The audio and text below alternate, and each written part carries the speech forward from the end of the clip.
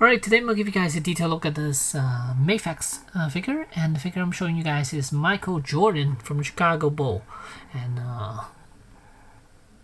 the Chicago Bulls. And this is what the box and the figure looks like. And here's the back of the box. It shows a couple of poses of Michael Jordan and all the accessories, and it comes with 3 pairs of basketball shoes. Alright, so let's take a look at what you get for the set here. We have the figure, Michael Jordan, with his uniform, and then it comes with a translucent base, which is always nice. And then it comes with a basketball that's attached to the hand. Well, has a peg, the hand has a peg that you could attach to the basketball. And then here are the other accessories. Oh, here, the first pair of his Jordans. Here's another pair, and there's another one. And then it comes with an extra head with an open mouth, and then a basketball without a peg hole. And then we have a bunch of hands. Here, this one, you can see there's a peg in there. That's for you to attach to the basketball. And so you basically get a set of hands for everything here. Relaxed hands, pair of basketball holding hands, a pair of basketball holding hands with pegs, a pair of pointy hands, and then a pair of gripping the basketball rim hands. So if they do decide to make a basketball rim, well, what do you call that thing? So if Mafex decide to make a basketball hoop for these 112 figures, you could use these hands for gripping the rim. And yeah, so accessories wise, this figure comes with quite a bit. I like that a lot. And then here, let's take a look at that Michael Jordan head sculpt. I think they did a really good job with it. Here you can see the likeness is pretty good. It's not as good as Interbay, but I think they did a really nice job for the size. And then here's the outfit that he has on. The outfit's not perfect, but it's decent enough. And to keep the outfit looking nice and not bunched up everywhere, they basically use a piece of plastic underneath to loop around the crotch area from the back to the front to keep the shirt down so it doesn't bunch up. And then here's shorts, and then here's his guard, his knee guard, and then there's also an elbow guard. I don't know what you call those, but whatever. They did wrap plastic around it because I believe the paint does seep into the plastic if you let it sit for a while. And I decided to keep the plastic in there. This one I just cut it down, so it's a little shorter, but it's still there. And then for the leg wrap, I also kept the plastic underneath as well. And if you look over here to the side, you can see there's a little bit of color. You can kind of see a little bits of black. That's on his lower leg here. I believe it's just probably those black paint that got seeped through, and it's absorbed by the plastic, so it's gonna stay there. And then yeah, and here are his Jordans.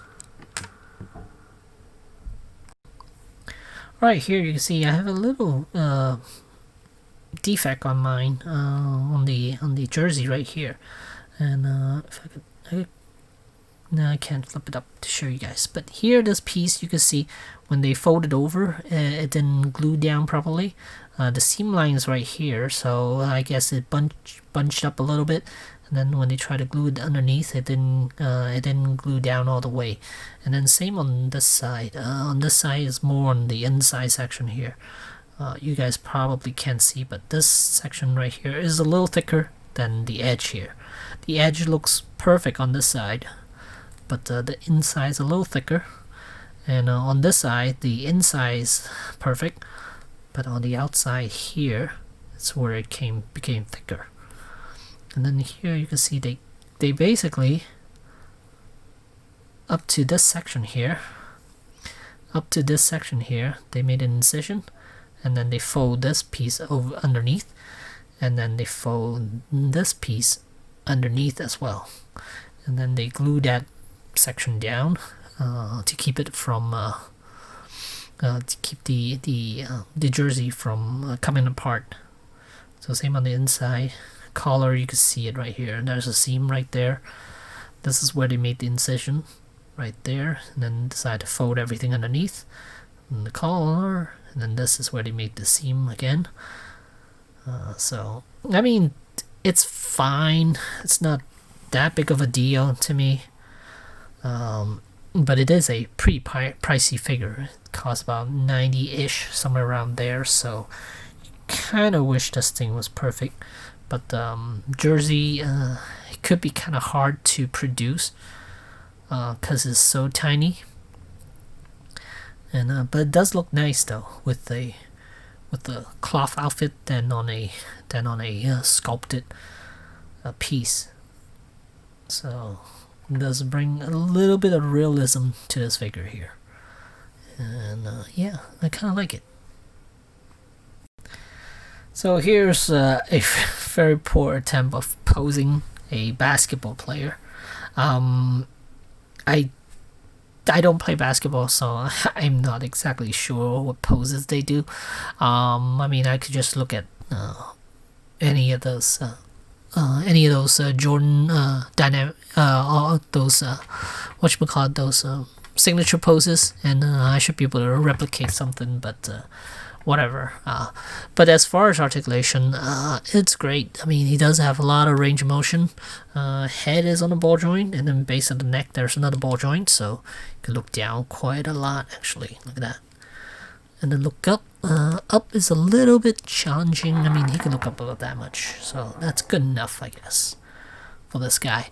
And then arch back quite a bit, forward quite a bit, and then shoulders are on butterfly joint right there, so it does go forward and back. And then hinge joint right there. Bicep does have a cut joint, but it is very tight, and it is hindered by the shape of the muscles that he has on. And then he has double jointed elbows, so fold all the way in, no problem. And then the ball hinge wrists. And as for the legs, I believe these are ball jointed legs, so you get them up quite a lot actually. Look at that. And the double joint knees and ball hinge ankles. So he is capable of doing a landing pose, a really interesting landing pose. So he is very capable of doing that. Alright, so here I got him doing a simple layup pose, and the base itself, the joints aren't like super tight. You can tighten it, but straight out of the box it's not that tight. So this is the best I could do with what I have right now. So yeah, look at that. Pretty cool. A really good looking Michael Jordan figure. I mean, you could see the likeness there. You could definitely tell it's Michael Jordan. I mean, it's not perfect. Again, not as good as Enter Bay, but it is still a very good looking figure to have if you're a basketball fan. Okay, so since I talked about the Enter Bay 1/9 scale Michael Jordan, I can't just not show you guys. So here it is, right next to the 1/12 scale, and you can see it's a lot shorter, because the other one is 1/12, and while the Enter Bay one is 1/9 scale. So here they are. And looking at them side by side, I think the jersey the jersey itself, look, you can see the Mafex one has a little dot pattern on it, which I think is more accurate than what Enterbay did, where it's just a solid outfit here. Because I believe jerseys does have these dots on them, these holes on them. So yeah, as far as likeness, I think they're both pretty good actually. The Enterbay might be slightly better, but there's still flaws with this one as well. It's not perfect. Both are not perfect, but both are pretty good actually. So there's a comparison, and if you're interested in the 1/9 scale Michael Jordan, it is currently on pre-order over at enterbay.com.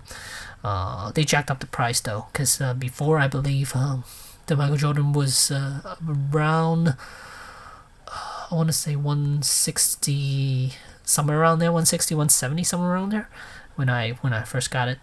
Or is it somewhere around 190, somewhere around there? But right now it's 235, so yeah, they did jack up the price on that figure.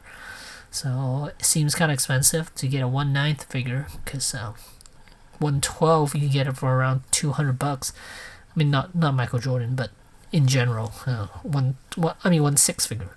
1/6 figure in general, you can get it for about $250, somewhere around there, depending on the company that you're going for. But for Enterbay to charge $235 for a 1/9 scale Michael Jordan seems kind of high. So I mean, yeah. Which one's worth it? I probably would go with the Mafex one because it is smaller. I do like that. The 1/9 scale is kind of its own thing. Yeah, seems a little big. And the 1/12 scale, it's more manageable, I guess, for certain people. But I don't know. I mean, other people have more room, then they could go for the 1/9 or the 1/6. Alright, here I have 3 figures here. NECA Green Lantern, then Michael Jordan, and then on the left we have a Black Series Clone Trooper. So this is a 1/12 scale, so that is about correct, because the clone's about 6 inch and Jordan's about 7 over here. And yeah, so he's definitely a little bit shorter than the NECA figures, but he is pretty much proportional to the 1/12 scale. So there you have it. Jordan's gonna cost you about $90, $95, somewhere around there, and it is available now, and you can get them at any online retailer. So there you go. Thanks for watching. And I think I forgot to show you guys a closer look at the Jordans. So here's what they look like. And the bottom,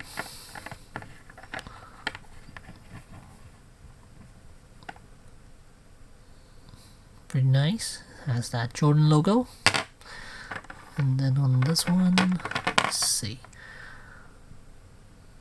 That's how the bottom looks like. Has a Nike symbol on it.